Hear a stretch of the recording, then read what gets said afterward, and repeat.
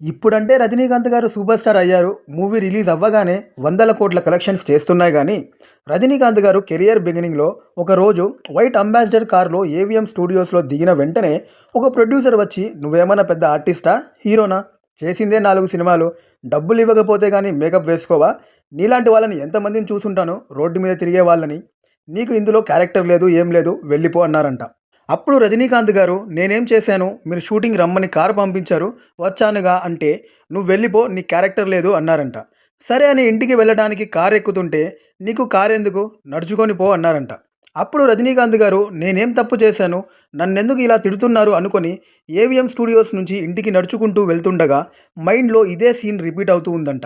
అప్పుడు రజనీకాంత్ గారు ఇదే కోడంబాకం రోడ్‌లో ఫారెన్ కార్‌లో కాలు మీద కాలు వేసుకొని ఇదే ఏవిఎం స్టూడియోకి రాకపోతే నా పేరు రజనీకాంతే కాదు అనుకొని ఎగ్జాక్ట్ 2 ఇయర్స్ తర్వాత ఇటాలియన్ ఫియట్ కార్ 4,25,000కి కొని నెక్స్ట్ డే మార్నింగ్ డ్రైవర్‌కి ఏవిఎం స్టూడియోకి వెళ్ళమని, ఎక్కడైతే ఆ రోజు అంబాసిడర్ కార్‌లో దిగి మాటలు పడ్డారో అక్కడే ఫియట్ కార్ ఆపి కిందకి దిగి 2 555 సిగరెట్లు తాగారు. సచ్ ఏ ట్రూ ఇన్స్పిరేషన్ కదా!